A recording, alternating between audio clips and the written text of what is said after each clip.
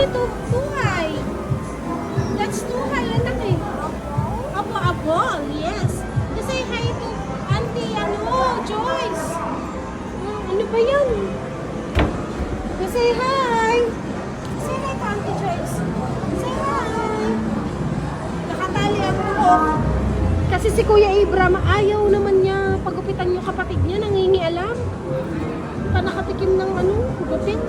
Ito na si Abram ko ate, binata na. Model. Ayan, ito si Maro. Si Maro talaga nag-enjoy dito eh. Kunyari pa yung mga anak niya magka-time zone, pero siya naman talaga. Kita mo, parang abnormal na ate. Ay! Abol! Abol!